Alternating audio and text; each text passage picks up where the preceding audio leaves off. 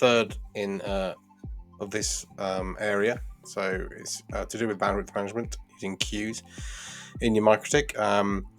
So previously I've done PCQs and Cake, whereas this is FQ-CoDel. So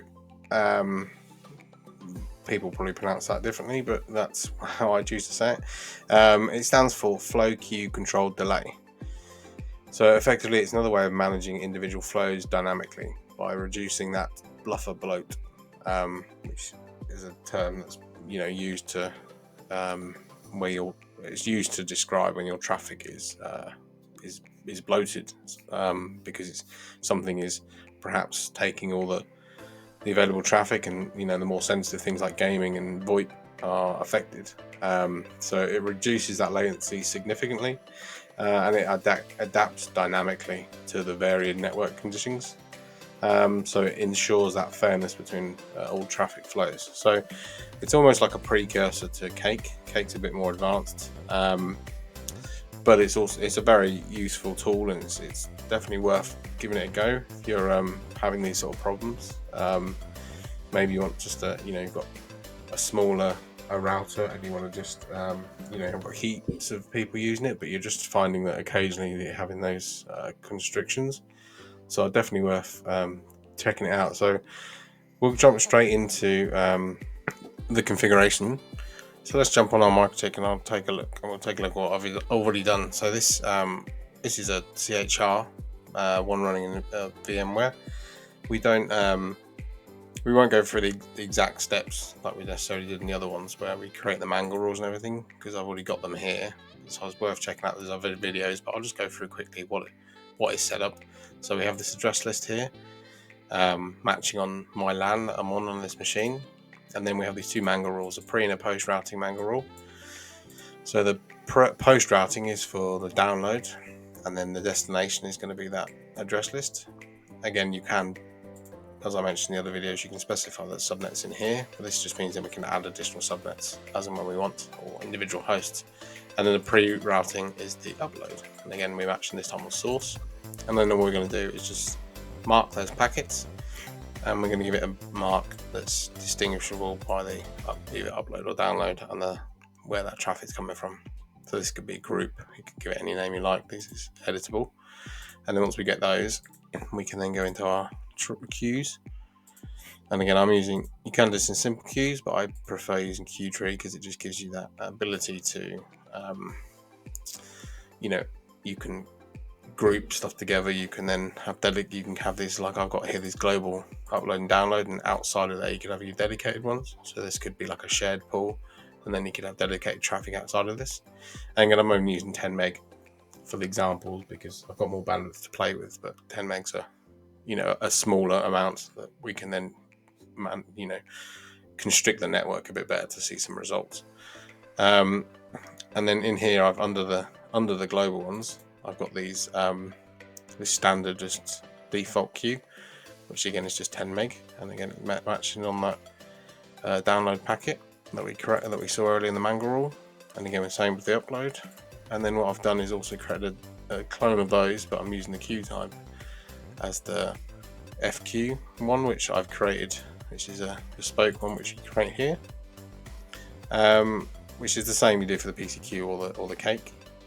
The thing of note probably is the thing you might want to change is the target and the interval. So the target is what's going to determine the minimum delay before it triggers the packet dropping, and the interval is it will define how the checks, how often the checks, and how often they're done, and then when they adjust.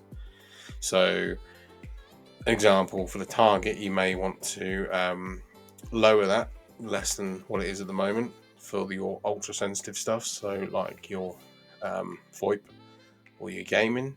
So you want it to trigger quickly, and then the interval you may want to increase that slightly for your larger bandwidth heavy things. So the checks aren't done straight away, so you get basically like an amount of extra amount of time for the downloads to kick off.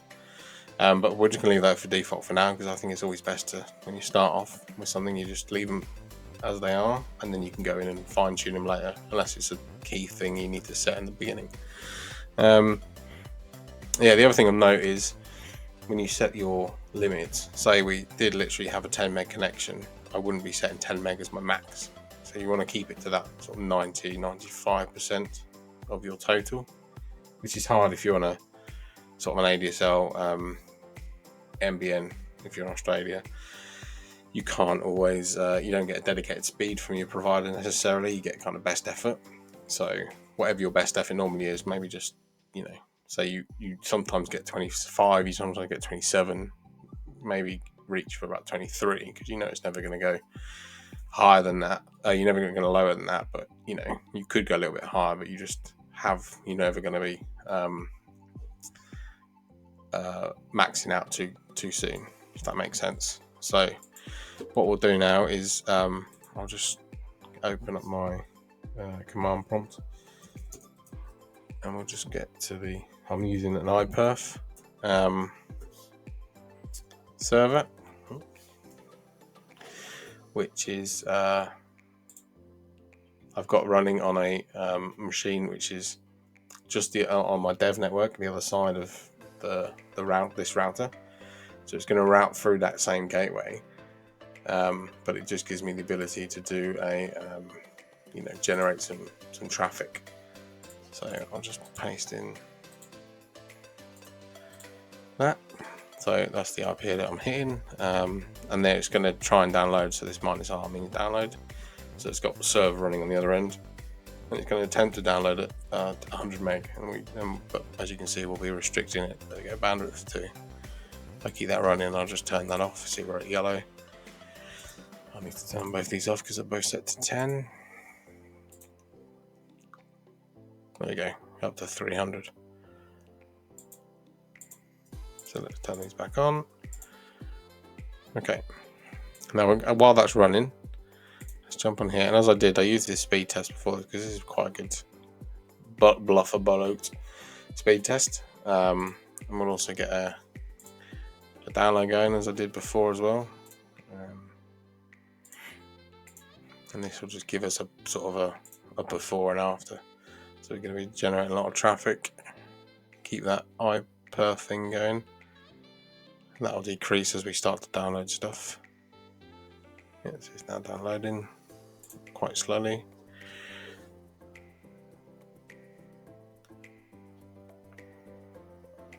So it takes priority.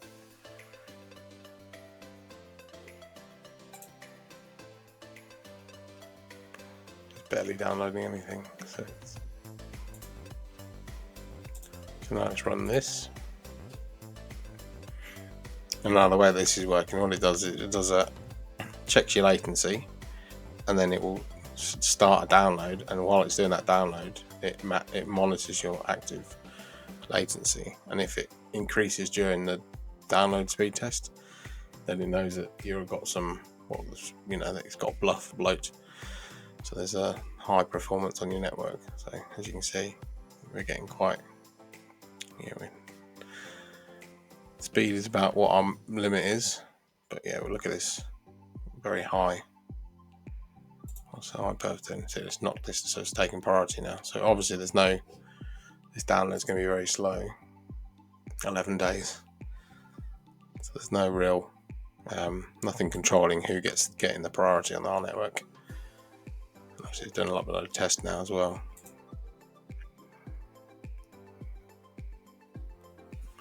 So just wait for this to finish. The upload shouldn't be too badly affected because my iPerf test is downloading and my Ubuntu is downloading D, so very low. So there we go. Low, your internet connection may be too slow for reliable low latency gaming. So that's bad news. So let's go ahead and disable this one. And we're going to enable this one.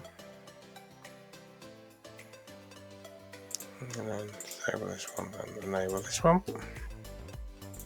Okay, so we're still, now that's cut us down to about 6 meg there. Download's now gone to 4 hours, which is significantly better than 11 days, whatever it was. I'm going to stop this and start this again because I don't want this to stop halfway through when I'm testing. Okay, now we're going to go run this again. And what I'll do is I'll just skip to the end of this once it starts. Okay, let's just come into the end now. And as you can see, our latency at the very beginning was 12 A+, so we're looking better. So we can see we're still happily downloading there and downloading there. So hopefully that gives you an idea. This is similar to the results that I got with the Cake when I did the initial testing. As I mentioned before, Cake's a bit more advanced than this, but Cake is also quite resource heavy. And it's only recently been deployed on since RouterOS version 7. So before you'd have to sideload something like OpenWRT or something like that. So it's more complex. But now it's within MikroTik, a standard. But again, uses quite heavily on your CPU. So if you've only got a small device and you're trying to pump a lot of traffic for it, just be mindful of that. Whereas this is not quite as advanced, so it might be a better option for you. But I'd be interested to know if anyone's tried this out. Please comment below. And yeah, if you've seen any of the other videos and they've been useful, or if you've got a particular use case scenario, yeah, I'd be happy to hear. But if not, like and subscribe. It's a really good way to support the channel if you found any of these videos useful, or even check out their website. And if not, I'll see you on the next video. So thanks.